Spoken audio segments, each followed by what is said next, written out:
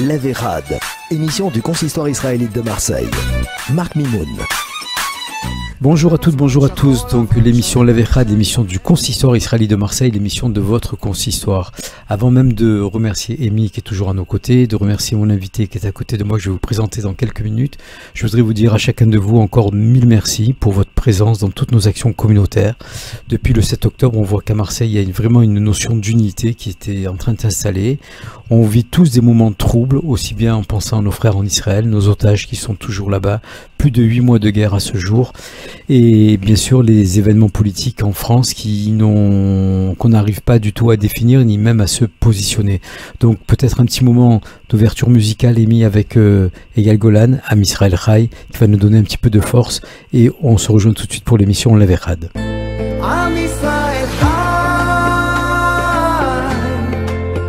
אם לא נשכח תמיד להיות מאוחדים עם ישראל חי בעליות בירידות גם בשעות הכי קשות הקדוש ברוך הוא שומר עלינו אז מי יכול עלינו כי אין לנו עוד מדינה תעשה שלום בינינו שמור על ילדינו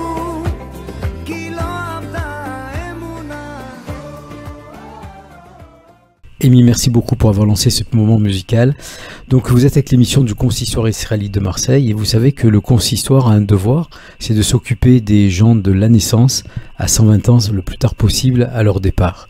Et dans ce cadre aujourd'hui, je sais que le mot peut-être ne va pas être très gai, mais je reçois un ancien Marseillais, Arik Seban, donc un garçon qui est parti à 19 ans de Marseille pour la terre promise, pour Israël, auquel il travaille pour le Keren Hayesod à ce jour.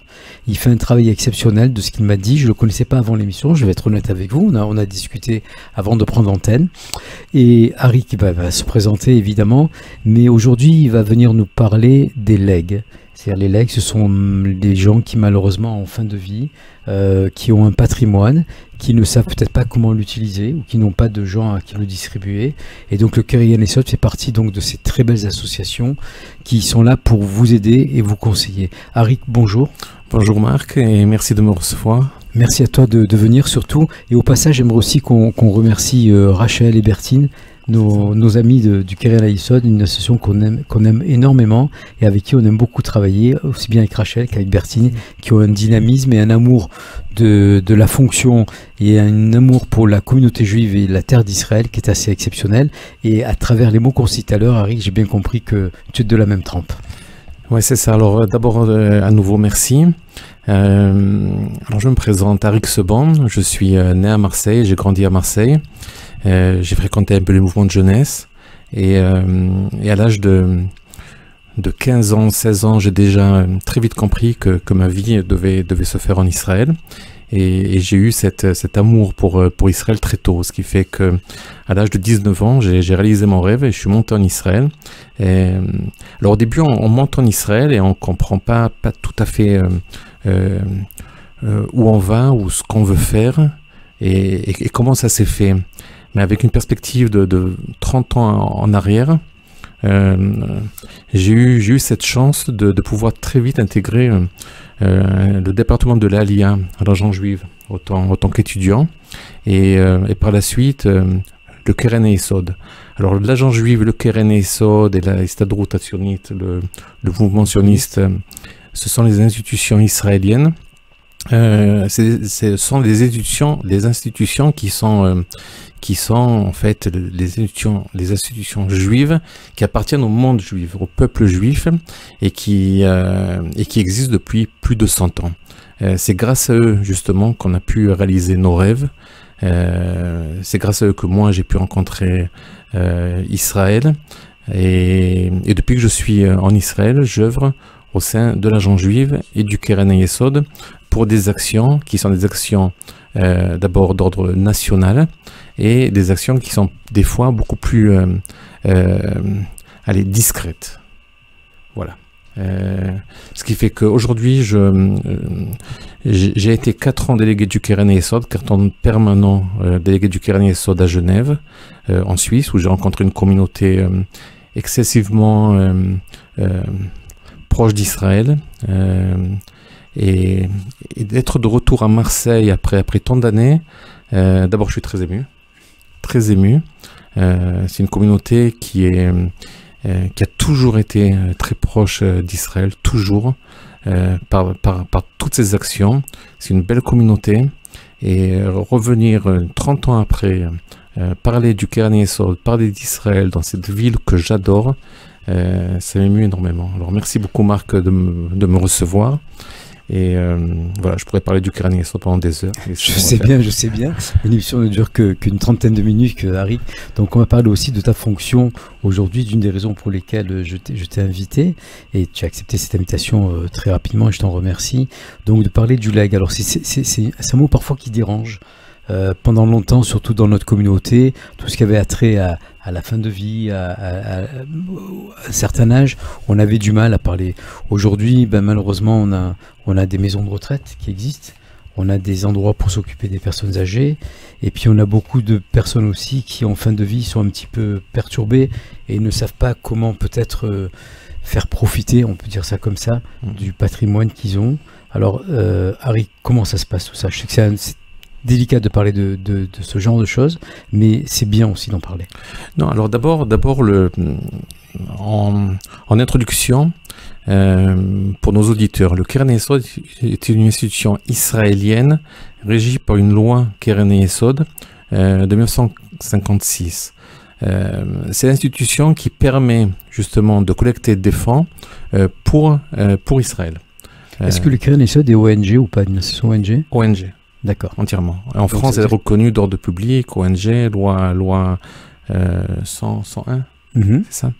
Et ce qui fait que le Keren Yesod est là pour des actions tout au long des 100 années. Ce qui fait que si on imagine un peu la création de l'État d'Israël, le Keren Yesod a été présent depuis le début dans toutes les phases de la création. Si ça a été dans l'achat de terre, dans des actions d'Aliyah, dans de grosses actions d'implantation, de création de villages, de villes.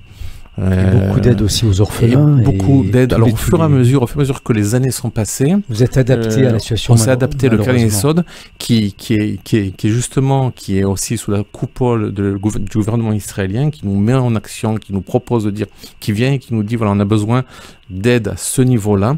Je donne un exemple. Quand il a fallu créer, quand l'État d'Israël a décidé de créer une entreprise aérienne, El Al. Alors, ça a été un matching entre l'État d'Israël et les donateurs du monde, le Keren Yesod. Quand Israël décide, il y a les dernières années, de créer un nouvel hôpital dans le sud d'Israël, à Ashdod, l'hôpital Asuta, ça a été une partie l'État d'Israël, mais aussi les donateurs du Keren Yesod. Voilà, ce qui fait que... Alors, il y a le Keren Yesod avant le 6 octobre, et il y a le Keren Yesod après le 7 octobre, comme nous tous, où on s'est retrouvés autant qu'institution, on s'est retrouvé 20 ou 30 ans ou 40 ans en arrière avec des projets de reconstruction. Si on pensait que c'était terminé, on s'est retrouvé aujourd'hui à récolter de l'argent pour des fonds d'urgence et pour des fonds de reconstruction de kibbutzim, de villes et de projets. Alors ça laisse-moi te couper une petite seconde. Tu fais bien de parler de ce fameux 7 octobre qui a été un traumatisme mondial au niveau de la communauté juive et même de la communauté non juive, qu'il faut connaître qu'on est beaucoup de gens sympathisants et qui aujourd'hui sont encore à nos côtés, même s'ils sont un peu silencieux. Depuis le 7 octobre, moi je suis bien imprégné dans la communauté juive, en particulier celle de Marseille évidemment. L'ensemble des associations s'est vraiment réveillé, s'est vraiment mobilisé. On a fait beaucoup de soirées, de réunions communes. Est-ce qu'il y a eu une répartition justement des actions en fonction des associations où chacun a fait ce qu'il avait un petit peu envie? Parce que je sais que vous êtes beaucoup occupé de tous les blessés de guerre, de toutes les familles, de tous les enfants. Beaucoup de collectes de Keren Yesod sont allés soutenir ces malheureux, ces orphelins, ces jeunes veuves, ces jeunes veufs. Donc comment c'est réparti un petit peu ce travail? Alors, il n'y a pas de répartition d'une manière officielle entre les associations et différentes fondations. Chaque fondation récolte pour ses projets. Et c'est là où moi, autant que délégué du Keren Yesod, je dis toujours à tous mes donateurs que quel que soit le don, quelle que soit l'association où vous faites un don, c'est pour Israël, c'est un grand bravo. Dire qu'importe quelle association, l'essentiel c'est de faire, et c'est ce qu'on appelle en hébreu la harvut hadadit. Alors que ça soit un don pour le Magen David Adom, ou pour KKL, ou pour le Keren Yesod, ou faire un don aussi qui est super important pour les communautés, pour la communauté, je pense que c'est quelque chose qui doit se faire. Et moi, j'ai un grand respect à tous ces donateurs qui prennent de leur parnassa, qui font le maaser et qui donnent des dons pour Israël ou pour la communauté. Ce qui fait que ça, c'est la base. C'est beau entendre, que ça fait plaisir. Chacun selon ses projets. Ce qui est fait au Magen David Adom, je trouve ça extraordinaire. Ce qui est fait au KKL, en ce moment on le voit par rapport aux forêts qui brûlent, c'est extraordinaire. Et ce qui est fait aussi au Keren Yesod pour la reconstruction et pour justement depuis le 7 octobre, dans un projet qui a été un projet de fonds pour les victimes du terrorisme. Alors, c'est pas nouveau ce fonds, c'est pas quelque chose qui est nouveau. Malheureusement. Mais c'est un fonds qui existe depuis 20 ans. Et qui a été créé par l'agence juive à la demande de l'État d'Israël et qui est surtout financé par les donateurs du monde entier du Keren Yesod.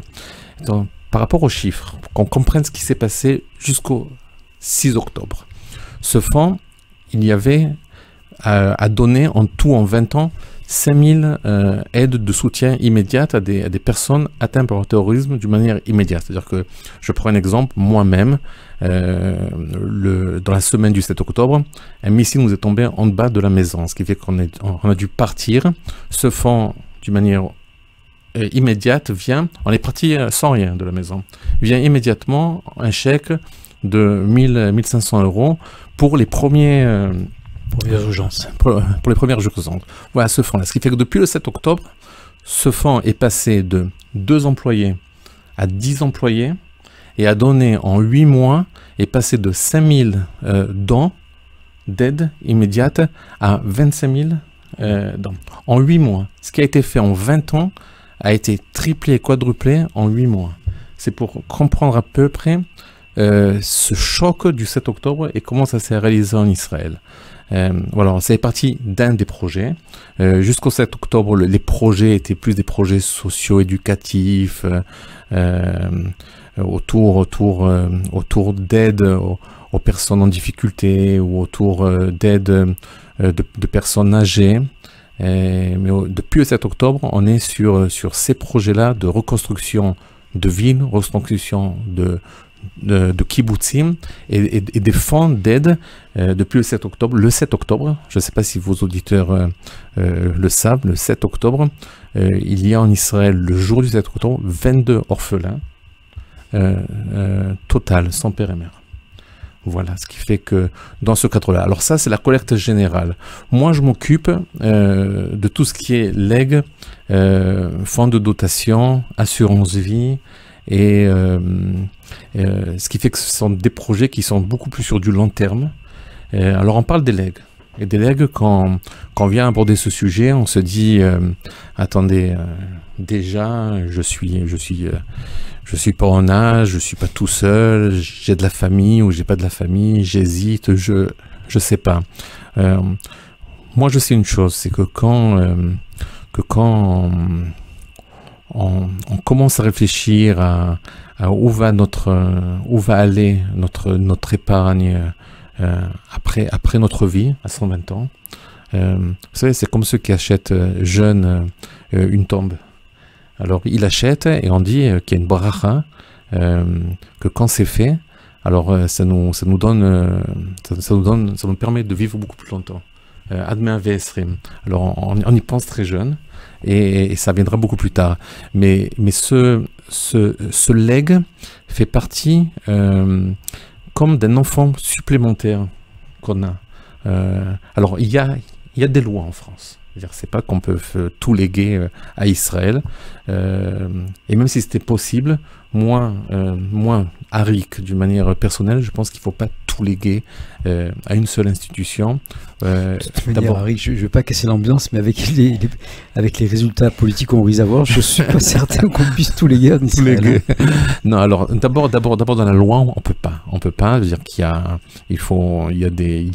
on peut pas déléguer les enfants. D'abord, mais on peut faire en sorte qu'une partie du legs soit au nom de l'État d'Israël et du Keren Yesod. Il y a un pourcentage, Arik ? Non. Il y a pas. Alors il y a un pourcentage qui est officiel, qui est s'il y a un enfant, par exemple, dans une famille, si c'est une personne seule avec un enfant, alors l'enfant, de manière automate, ça sera les 50%. Et le reste, ça peut être beaucoup donc, comme plus. Tu l'as dit, comme si on avait un autre enfant. Mais ça reste un autre enfant. Je veux dire, Israël reste l'image est très, très significative. Un autre enfant. Et ce qui est intéressant dans ces legs, c'est que du moment où le leg est signé, ou est fait pour Israël, alors ce donateur, ce monsieur ou cette famille rentre dans la famille du Keren Yesod. Et alors d'abord, deux choses. Il y a la possibilité de faire un hommage qui est fait chaque année à tous nos testamentaires, à la grande synagogue de Jérusalem, à Shavuot, où on lit les noms pendant le Kaddish de tous ceux qui ont fait un jour un testament pour l'État d'Israël. C'est une chose qui se fait régulièrement. Il y a toute une liste de Français et de Juifs du monde entier qui ont fait ça. On a la possibilité de demander à ce que ce legs arrive à un projet spécifique.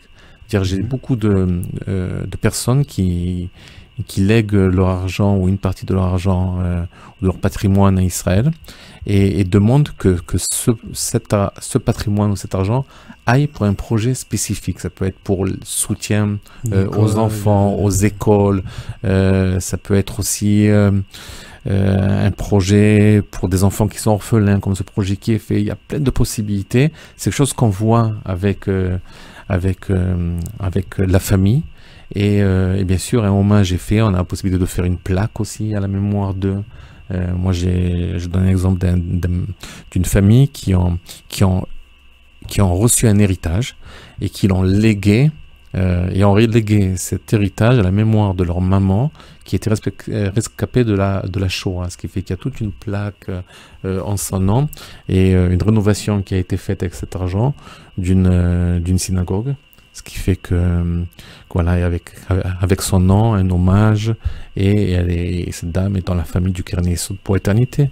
Savoir son nom en Israël pour éternité, c'est ça. Alors concrètement, Arik, toi, ta fonction, comment elle intervient? Parce est-ce qu'il faut un notaire pour faire ce legs, par exemple? Alors oui, c'est tout par rapport, c'est par rapport, c'est comme un legs officiel. C'est comme quand on va pour faire un testament, alors on met le nom des personnes qu'on voudrait qu'ils soient dans la succession, et parmi un des noms, le Keren Yesod, voilà, l'État d'Israël. Alors le Keren Yesod, c'est l'État d'Israël. Voilà, le Keren Yesod, on fait ça en collaboration. On fait ça. Moi, j'aime pas que ça soit fait. J'aime toujours que mes donateurs puissent pouvoir avoir avec moi un contact. C'est pas un one shot. Hein. On n'est pas sur un rendez-vous. C'est quelque chose qui se réfléchit, ça se travaille, ça se réfléchit avec la famille, les enfants. Il y a tout un travail qui doit être fait de collaboration, et je suis tout le temps en contact avec mes testamentaires aussi.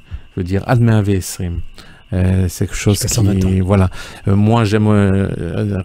Dernièrement, j'ai un donateur, une famille qui est venue me rendre visite en Israël, ce qui fait que j'ai passé une journée avec eux, où on allait voir sur place les projets pour lesquels le testament Ad Me'ave Esrim irait.